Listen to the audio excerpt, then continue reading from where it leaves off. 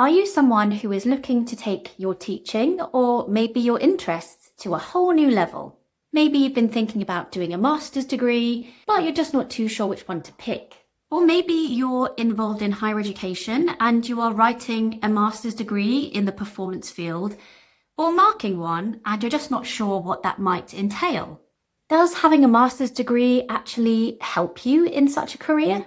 Today we have Kaya Herstad-Carney joining us. Kaya has a master's herself and she's written 2 master's degrees.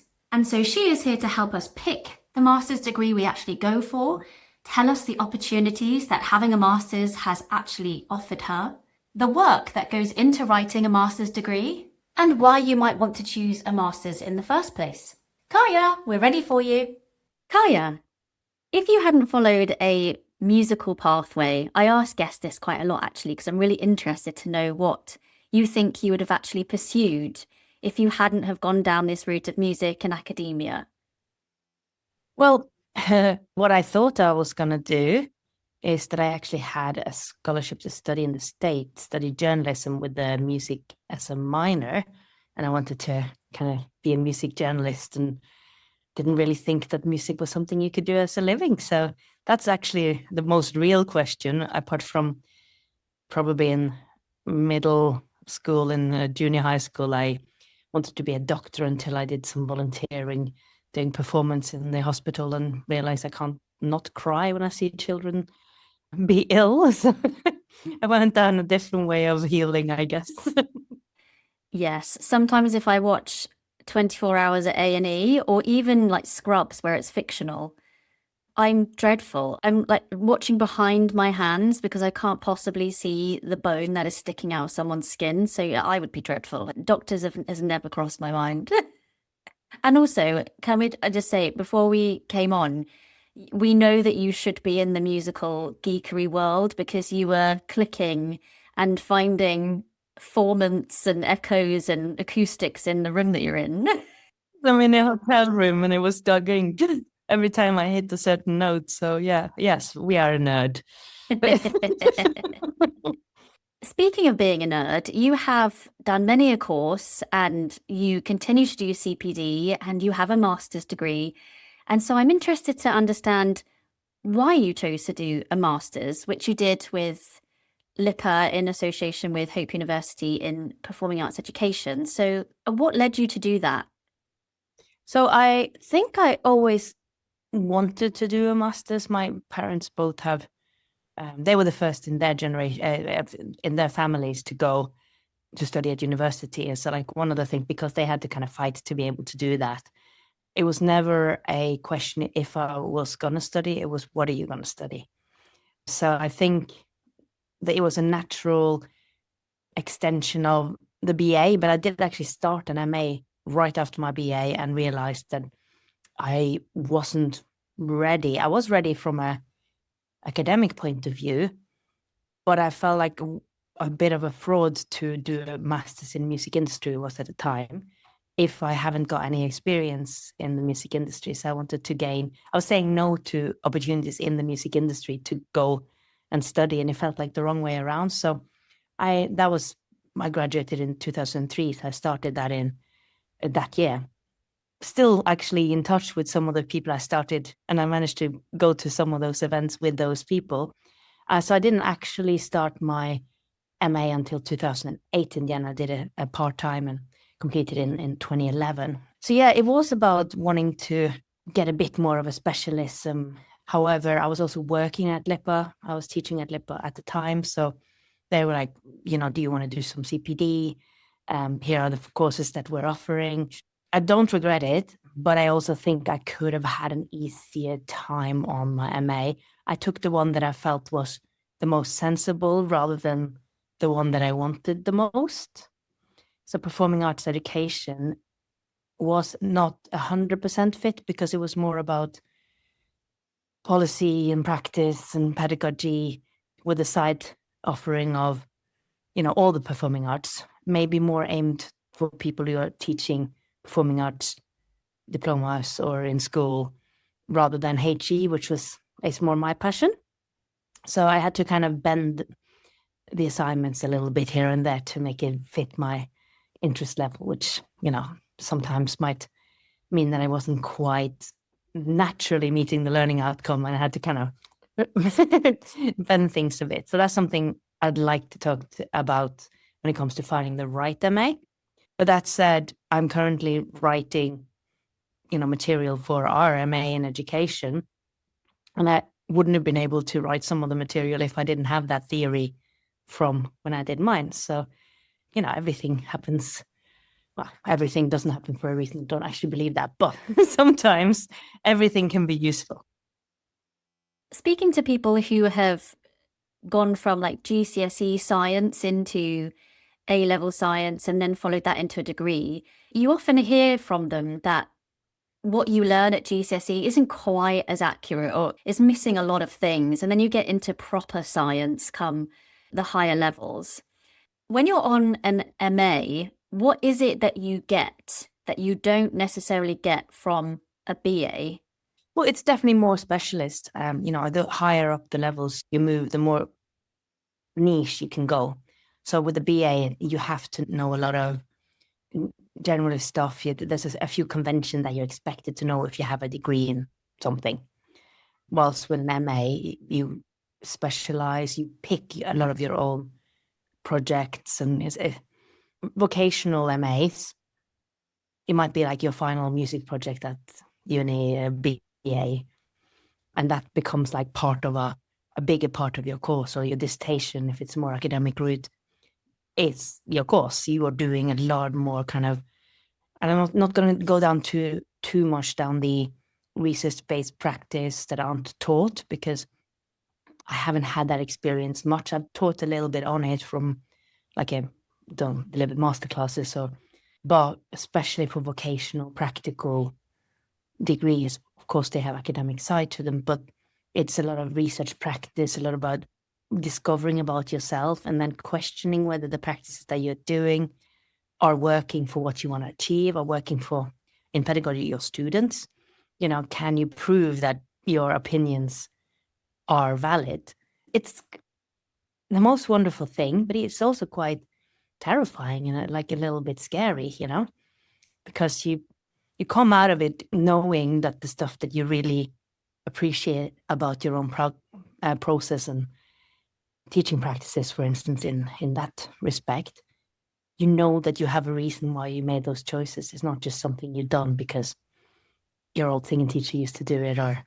So I think that's what can be so valuable, that you get this confidence. And, a lot of us may be suffering with a bit of imposter syndrome, maybe a reason not to do a master's in the first place, and where you just go, oh no, but I've proven this as part of my, or the other way around, which also happened, by the way, where you go, oh, I thought this would be the case, and then actually that was just my experience for my personality, and it doesn't work for, it's not a universal design for learning, and people are different. Yeah. So have you had any other situations where having a master's has given you an opportunity that maybe you don't think that you would have had without it? Yes, definitely. I mean, I wouldn't have had my first job in university, for instance. For me, that wasn't the best fit. I had some great times, met some amazing students, and learned loads from that as well. But I think I prefer the more vocational side of HE. But one of the, when they say like desirable and essential, MA is very often an essential in the HE system when you're going to teach on a BA, and especially on the MA, because you want to have at least one qualification ahead of the qualification you're teaching.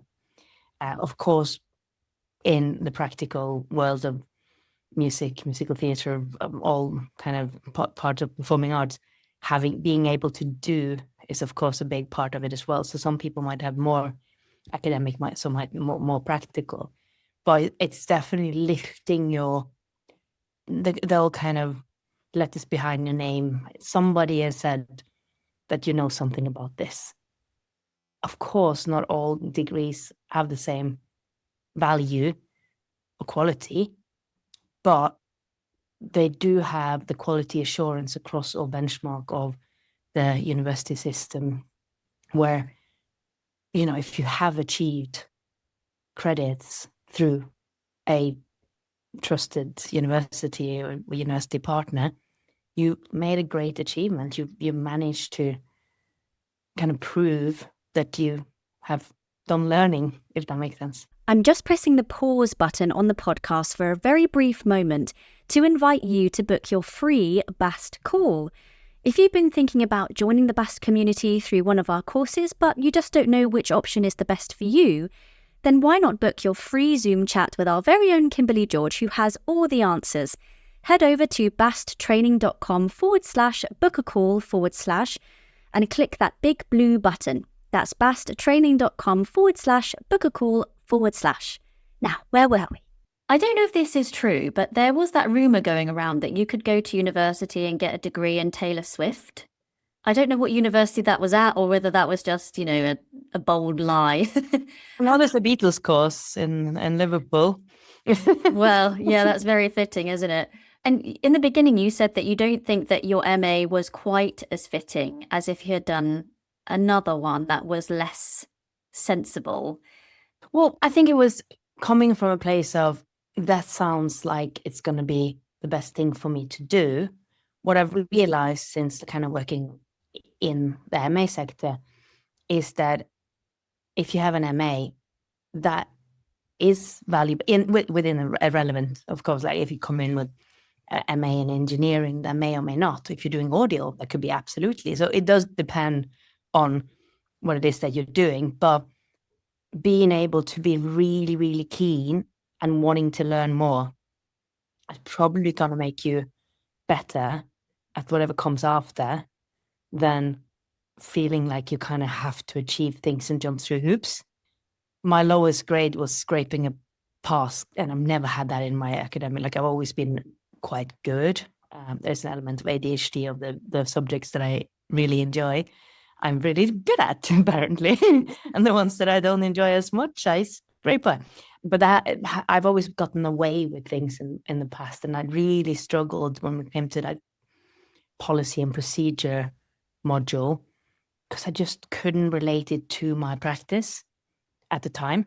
I wasn't working with kids. I wasn't working within a school type system. I was doing more kind of artist development, music industry forward tuition.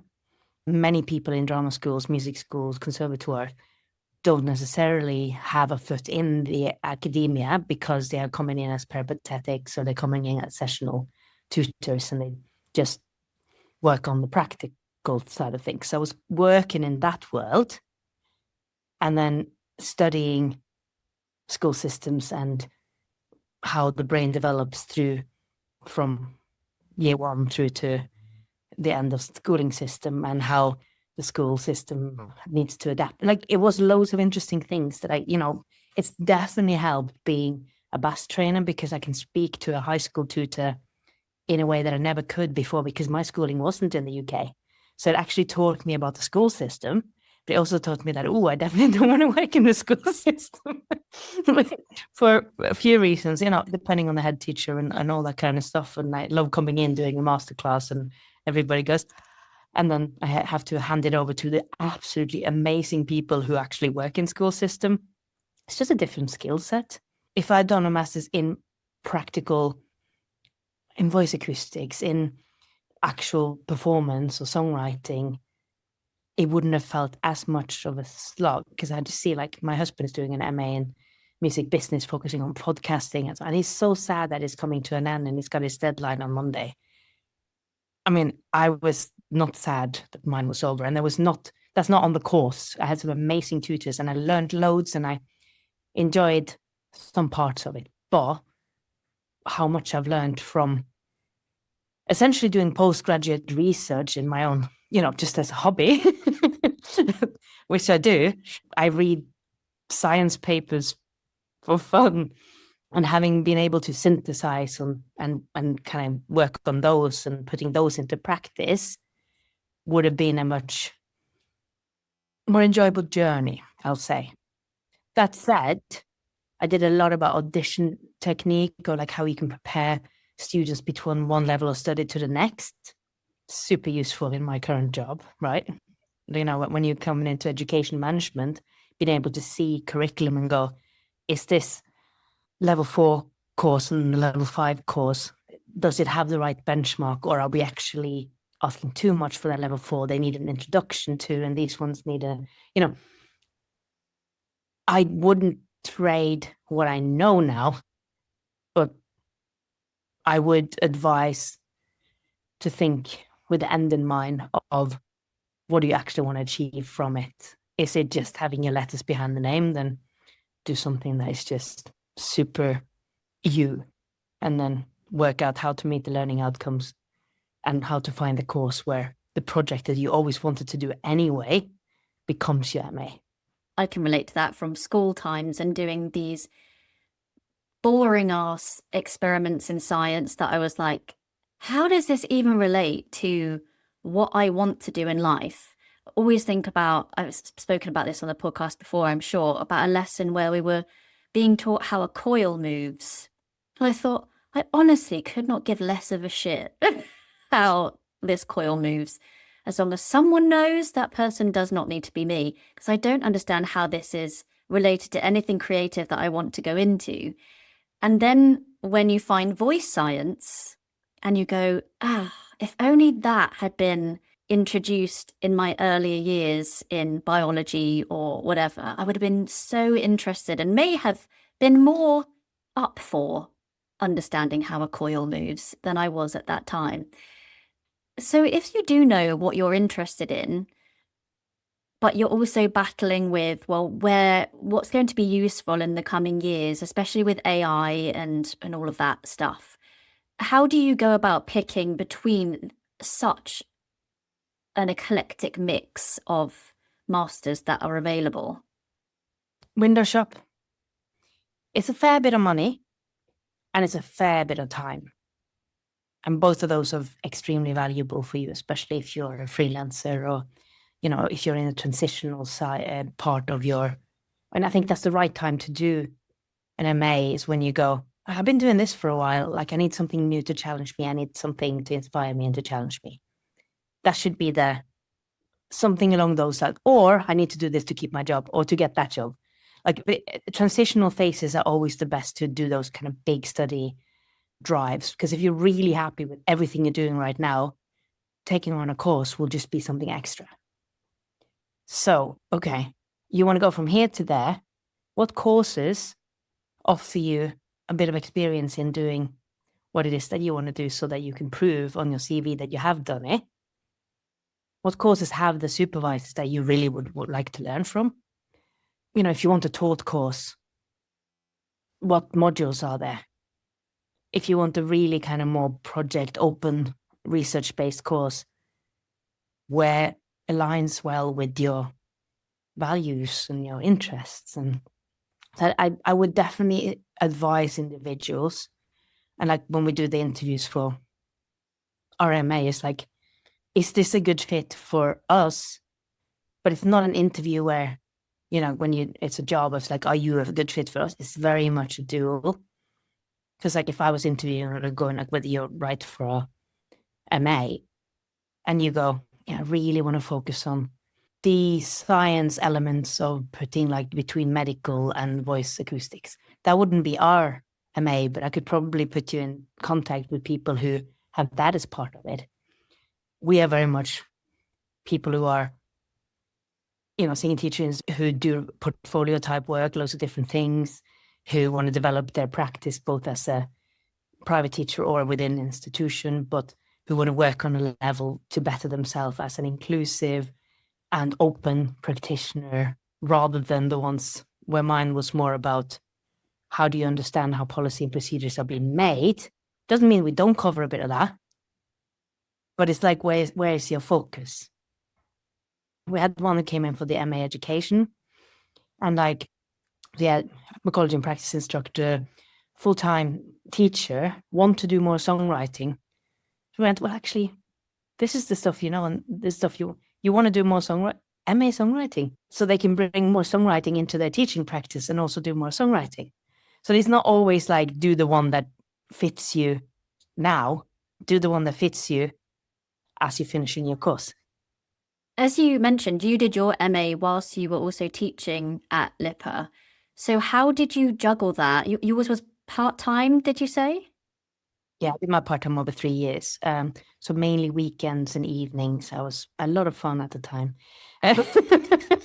Don't invite Kaya, she ain't coming. Yeah, no, and then the worst thing is like obviously you have to balance it with life as well and other projects. But it was a fun one. I think my windows have never been as clean because I'd be like procrastinating and I'd go like, no, I have to go and clean the windows. Like never, ever before or after I had the urge to clean windows. So there's some things that come out of you when you do these like transformational things. And I may or may not have sat, at the cafe around the corner from Lipa after having handed in, order a glass of Prosecco and cried, but it's a relief and pride and joy. And also like, I think relief of just gone, at some point, I wasn't sure if it was worth it. And then I just know absolutely it was. Like anything that's hard to do, that also teaches you more about yourself and who you are as a practitioner, as a performer even. And like I did modules in singing, dance and acting as part of it, and community music, community arts. And those were like super easy because it was so aligned with my personal practice. So I didn't have to spend much time with those, whilst I had to spend a lot of time on the other stuff, the project planning and the academic side, because they were more new for me. I had written, of course, essays and dissertation as part of my BA, but not on policy and procedure, not on the development of the psychology, on how the neuroscience of how we learn and stuff. That was all very new for me. So I had to spend more time there. Whereas if I'd done a degree where that was a minor element, I probably would have found it easier. Hi, it's Lynn here, popping by with a free resource. If you're a singer who wants to teach but sometimes feels a little unsure or overwhelmed, I've put together some free resources to help you feel grounded and supported as you take your next steps. Just check the link in the podcast description and you'll get an informed, practical PDF guide to help you get started, plus a few follow-up resources to help you feel less of a fraud and more confident in your teaching journey. We spoke with Debbie Winter of Voice Study Centre a while back now about taking an academic route into becoming a singing teacher. And I think we touched upon academic writing and people who worry that maybe they haven't done that for a really long time or they never were particularly academic in their education at school. What would be your tip for people who fear that part of it, if they're just a bit worried that they're out of the loop and they haven't done it, or that they're just not particularly an academic person? I think I have 3 different ways to answer that question. One of them is education has changed. We have so much more understanding of SEND, so specific educational needs and disabilities. There's a DSA where you can actually have a mentor outside of the institution you're studying. You get software if you're dyslexic, you get extensions if you need them for various things. You can request reasonable adjustments so that you can show your knowledge and skills in a reasonable way within policies and procedures. Yeah, I have learned that. Where you have the right to, in the same way as with the Arts Council, you can get access support to help get your funding bid written. It's not about making things easier. It's about making it equitable for the fantastic artists that we have that might not be able to do it in the same way. And academia is similar to that. So many people who went the academic ones, and I'm going to do very much like that, because what does it even mean, right?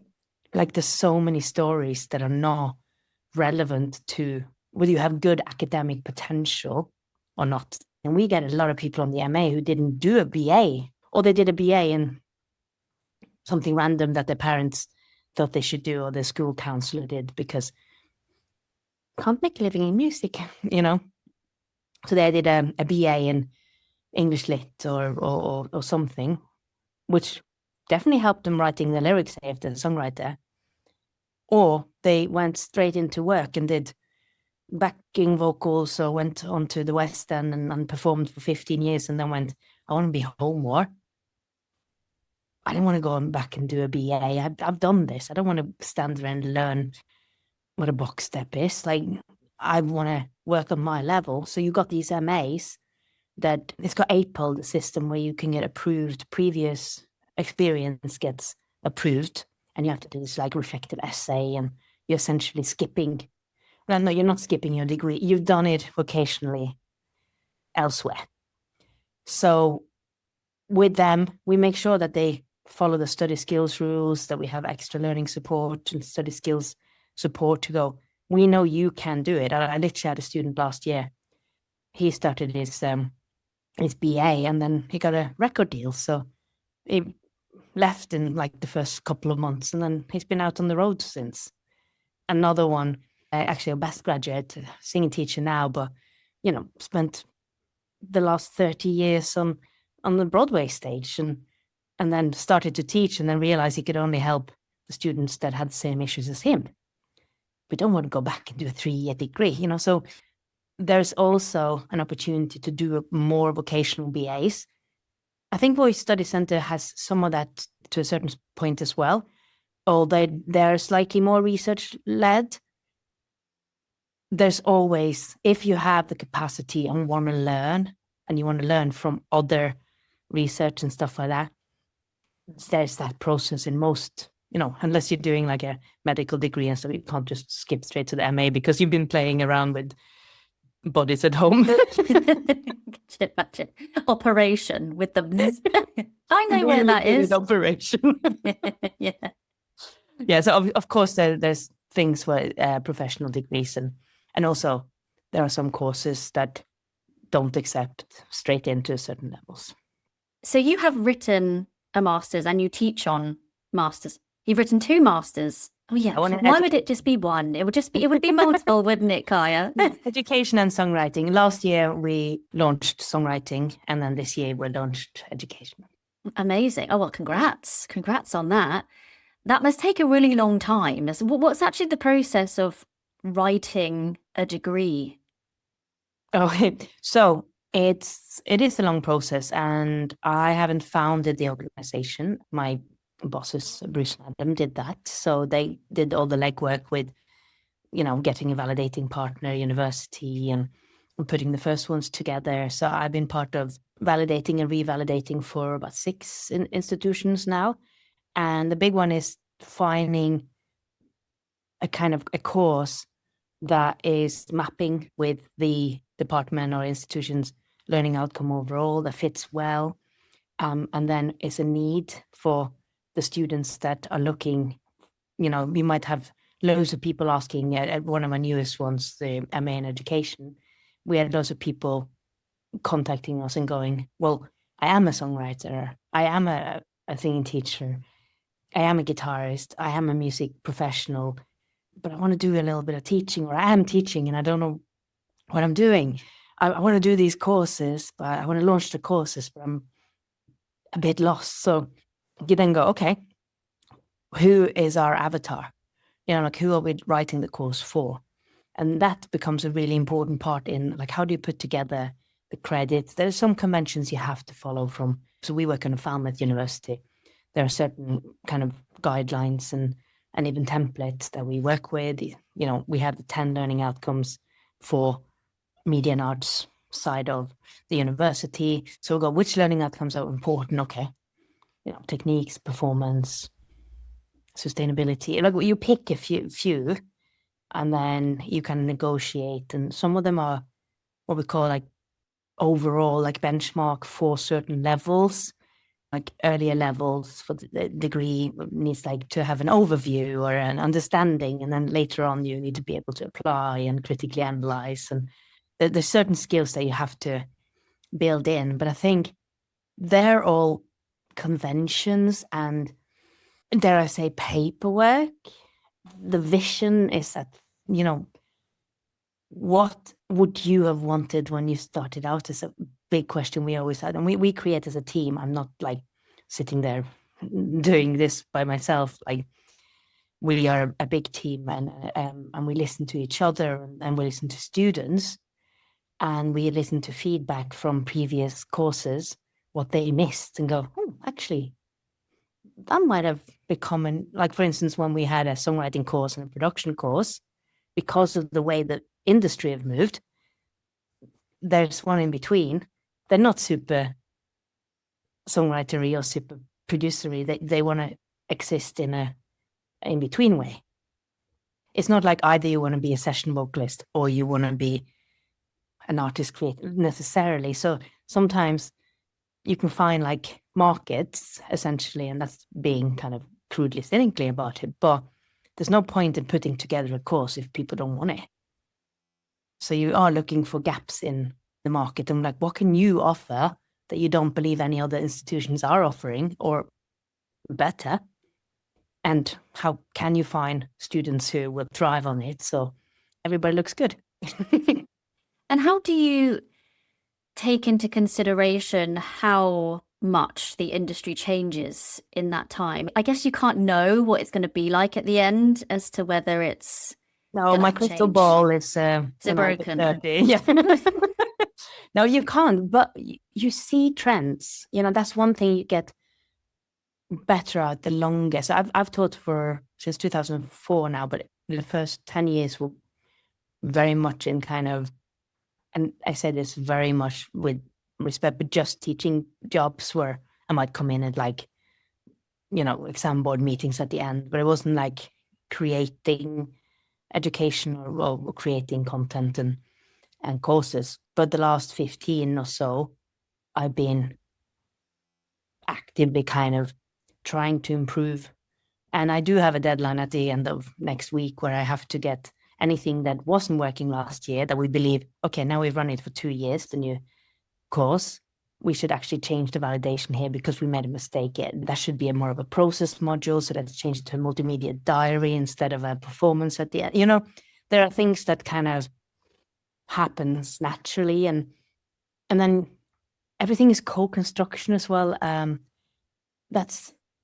wish I'd known that word a lot earlier, of like how when you're working with a student, you're co-constructing the curriculum. You're both trying to find, whether that is letting the student pick their own repertoire, whether it's getting, going, what do you think sounds best, this or that one? Because, sorry, I'm a little bit new to K-pop, and then you're learning as part of the journey, and students love having their voice heard. So instead of going, well, I don't know K-pop, so let's go back and do Son of a Preacher Man, you're kind of going, okay, well, we're on deep water here, but I'm very much learning with you, and let's go and analyze that YouTube video. And it's kind of the same in that singing lesson as it is when I'm sitting there with, I have 7 MA education at the moment, and 2 of them are singing specialists. I have more experience in speaking to them. I've got a guitarist, Irish folk, like various kind of folk music. I have somebody who runs a school with 17 other tutors, all instrumental underneath. And I've got somebody who wants to do songwriting online courses for neurospicy people. And I've got one person who works in a school in Abu Dhabi, and I've got one person who do like more kind of head of department of a high school. So like, there's no way I could teach, this is what we're covering in this class, because it's about them, it's not about me.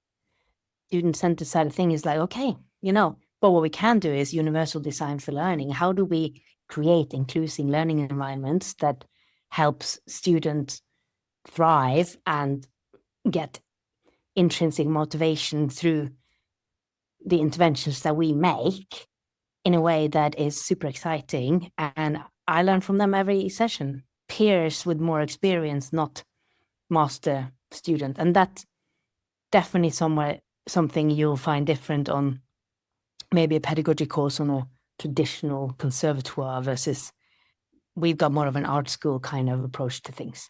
And out of interest, what would Son of a Preacher Man sound like in a K-pop style? I will have to ask my student. It will definitely have like a more four to the floor kind of idea. Illustrates features somewhere that the best come along. A bit more bright, maybe. I don't know. As long Don't as quote me it's on that. not bloody golden that you keep hearing on repeat if you're with anyone who is below the age of 12. So, well, I mean, to be fair, it is a good banger. It is, but over four octaves, very few, even at BA level, can actually cover those notes.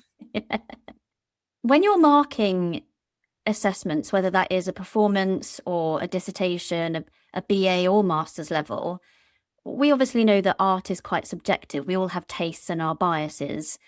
But how do you make sure that that is removed so that it doesn't show up in the markings? And obviously you have your learning outcomes to be guided by, but yeah, how do you make sure that it's not, oh yes, if you're coming in and singing, a Frank Wildhorn, you're going to get excellent marks. And if you're coming in and singing a Weber, you're going to get not. If I reframe that question, because that's one thing that it's taken me a while to confidently say, because I do a lot of tutor market training. Yeah. It is not about assessing whether they do good art or whether they are talented at all. It's assessing whether they met the learning outcome of the assignment brief that's been set. And if that assignment brief has been set in a good way, you're recruiting the right students for the module, they should all have a chance to achieve those in a valuable way through meeting the assessment criteria and the learning outcomes. So it becomes a little bit less about whether I liked something or not. Like, for instance, one module for like a level 6 student might be to evidence professional practice within the project that they chose. It's their project, so they shouldn't choose something they're not good at. So then it becomes, okay, well, what is good? A passing mark is 40. A lot of marks between 40 and 100. Oh, they were actually really good at communicating what they tried to do. However, they recognized that they weren't able to meet those. So we can give them marks for the communication and the use of the planning methods, but maybe a little bit less for the techniques because they recognized that they didn't manage to meet X, Y, and Z because a combination of running out of time, not following the plan that they set for themselves, and also getting nervous on the time and losing a bit of breath management. I'm making stuff up on but then it becomes something, and it's the medal and the mission of the shit sandwich, where you say something, you did this really well. You nail that part based on what you were asked to do and how we are going to use the criteria that we are marking you with the learning outcomes that it's meant to be for that module. However, you came a little bit short on, I can't find evidence. And sometimes it's annoying because you've seen evidence in the rehearsal room last week, but they haven't evidenced it in that submission. And we can't give them credit and marks for anything that's going on in their wonderful heads. It has to be on the paper or on the video or on the multimedia diary. And it has to be communicated in a way that the tutor can find.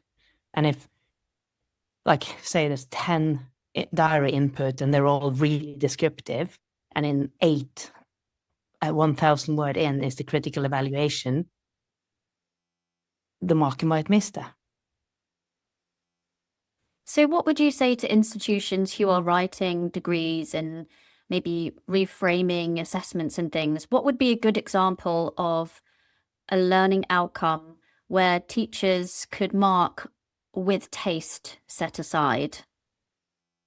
I think a good marker can do that. I mean, today I had to give detailed production and songwriting feedback to a really, really heavy, hardcore production. It's not so I can go, what did I like? What is good here? It was very tight. It was very dynamic. The screams were quite impressive. I can say things like, it sounded like you were producing that scream in quite a healthy way. How does that feel? And I can ask them questions. And if they are able to describe their creative process, they're likely to get a higher grade than if they just hand in the work. And like in education, they have to do like a for instance, for this one module, they have to do a micro teach and then have to evaluate themselves. They can get a higher mark if they do a not so good job, but recognize everything they did wrong, than if they do a mediocre job and just say, this is what I did and this is why. What are common errors when it comes to submissions on a master's? Overcomplicating things. Trying to play on not their strengths, but what they think we want to see.